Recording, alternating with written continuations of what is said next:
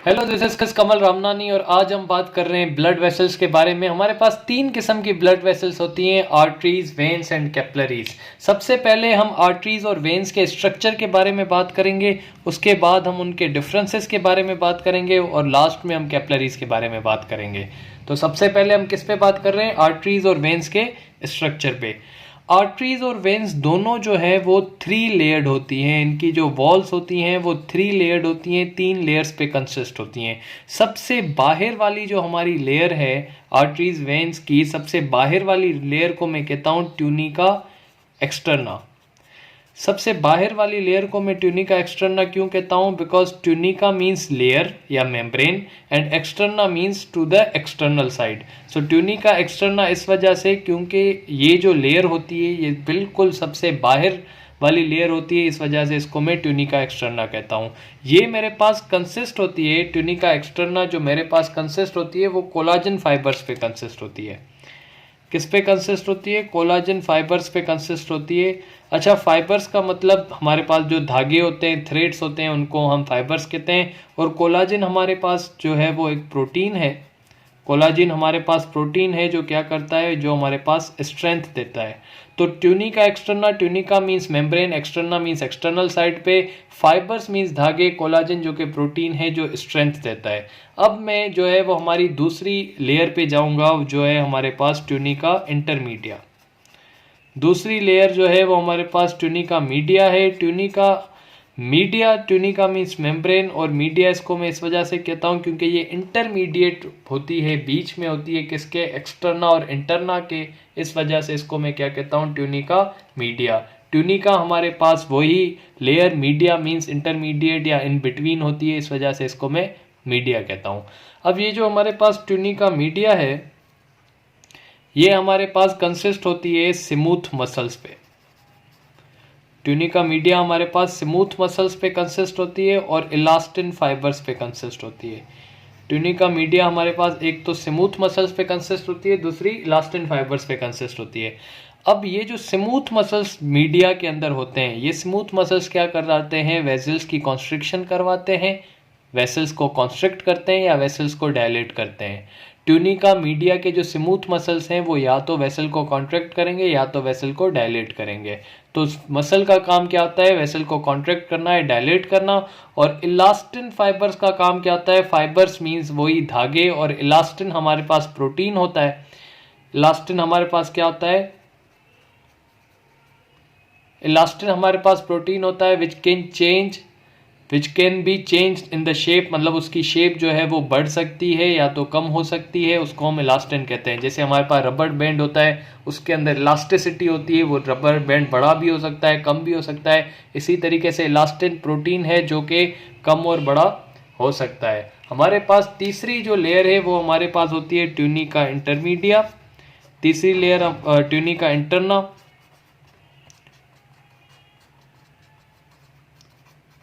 तीसरी लेयर हमारे पास होती है ट्यूनिका इंटरना। ट्यूनिका वही layer, interna means internal side पे।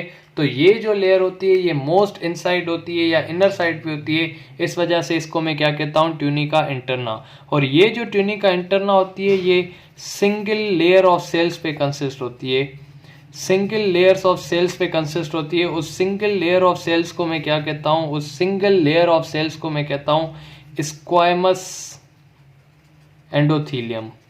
उस सिंगल लेयर को मैं कहता हूं squamous endothelium. Endo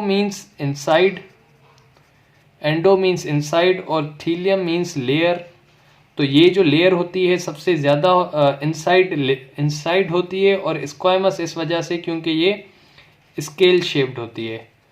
what do you mean by scale shaped? जैसे हमारे पास जो फिश होती है, जैसे हमारे पास फिश होती है,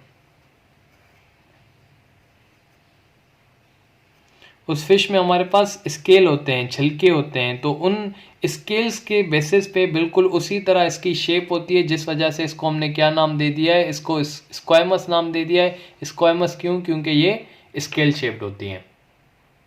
अब हम बात कर रहे हैं आर्टरीज और वेन्स पे। जो हमारे पास आर्टरीज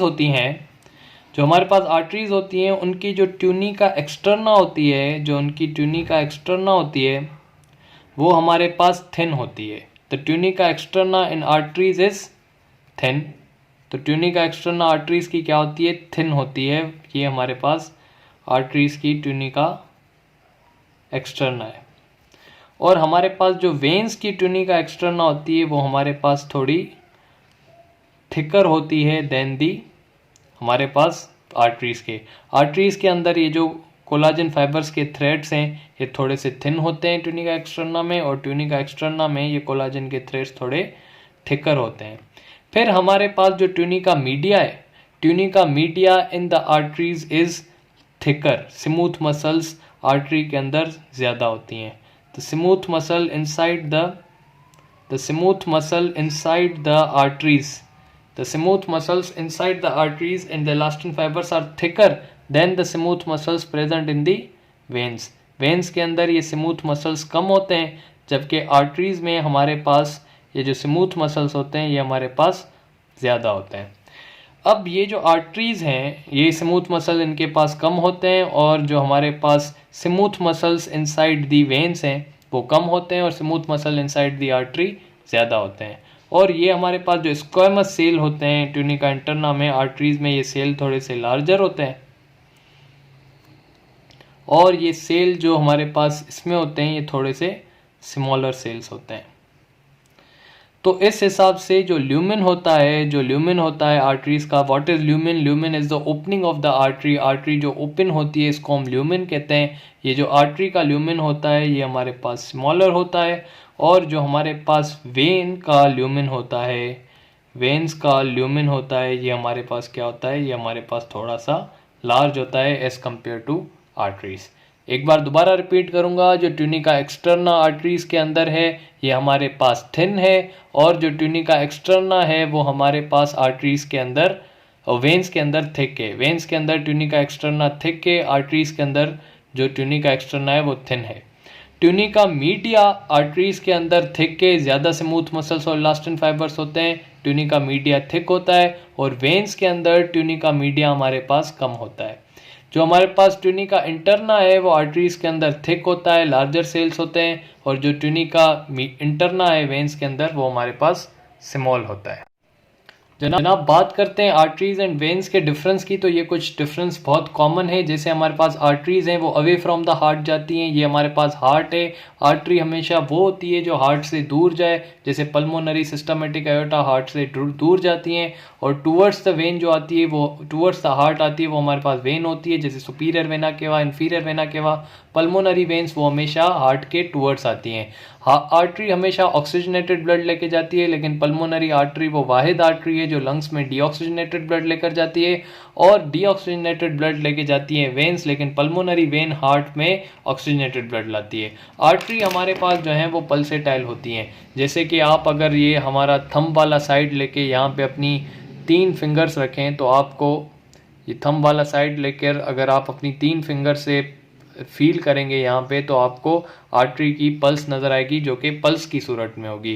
क्यों आर्टरी पल्सेटाइल होती हैं? क्योंकि हार्ट जब वेंट्रिकुलर सिस्टोल होता है तो आर्टरीज को जिनमें ब्लड धक्का लेके आर्टरीज में पहुँचता है, जैसे वेंट्रिकल सिस्टोल हुई तो आर्टरीज के अंदर ब्लड आया, फिर दोबारा वेंट्रिकुलर सिस्टोल हुई, दोबारा ब्लड आया, तो it is in the pulsatile manner, एक पल्स की मैनर में, जिसकी वजह से आर्टरीज पल्सेटाइल होती हैं और वेन्स हमारे पास नॉन पल्सेटाइल होती हैं। जो आर्टरीज होती हैं हमारे पास वो डीपली सेटेड होती है, डीप सेटेड होती हैं या डीपली प्रेजेंट होती हैं इनसाइड द बॉडी, और जो हमारे पास वेन्स हैं वो हमारे पास कहाँ कैसे होती हैं? सुपरफिशियल होती हैं। अब ये जैसे हमारे पास आर्टरी है, ये आर्टरी यहाँ पे हमारे पास दिख नहीं रही, डीपली सीटेड है, या यहाँ पे तो सुपरफिशियल बॉडी में, अब ये मेरा आप हाथ देखें, ये आपको शायद दिख रहा हो, ये सब मेरे जो अंदर जो है ये वेन्स हैं, ये जो सब आपको दिख रही हैं ये सब वेन्स हैं। ये वेन्स आर सुपरफिशियल। जो आर्टरी होती हैं वो डीपली प्रेजेंट होती हैं, वो हमें ईजीली दिखती नहीं है। उसके साथ साथ जो हमारे पास आर्टरीज होती हैं वो जब इमर्ज होती हैं हार्ट से तो उनके पास सेमील्यूनर वॉल्व होता है, लेकिन जब वो इमर्ज हो जाती हैं एक बार हार्ट से तो दे does not contain any valve, इनके पास कोई वॉल्व नहीं होता। क्यों इनके पास वॉल्व नहीं होता? क्योंकि आर्टरीज को आगे धक्का लगना होता है, ब्लड को आगे ले जाना होता है, और हार्ट पीछे से प्रेशर लगा रहा होता है जिसकी वजह से ब्लड आगे जा रहा होता है। कोई चांस नहीं है कि ब्लड हमारे पास वापस फ्लो करे, इस वजह से कोई वॉल्व नहीं होता। सिर्फ एक बार यहाँ पे सेमील्यूनर वॉल्व होता है जिसका चांस होता है वापस आने का, इस वजह से यहाँ पे सेमील्यूनर वॉल्व होता है। एक बार आर्टरी इमर्ज हो गई, कोई वॉल्व नहीं होता उसके अंदर। लेकिन वेन्स में हमारे पास सेमील्यूनर वॉल्व होते हैं। जो हमारे पास सेमील्यूनर वॉल्व होते हैं वो वेन्स में प्रेजेंट होते हैं। जैसे फॉर एग्जांपल ये हमारे पास एक लिवर है, ये हमारे पास लिवर है, उसमें से अगर जो वेन निकली है उसके पास सेमील्यूनर वॉल्व होता है।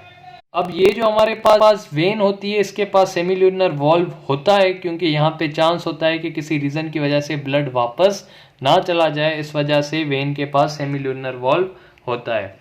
और एक इम्पॉर्टेंट बात पे मैं बात करूंगा कि जब आर्टरी एम्पटी होती हैं, किसी हिमोरेज वगैरह की वजह से अगर आर्टरी एम्पटी है तो एम्पटी आर्टरी कैन कोलैप्स।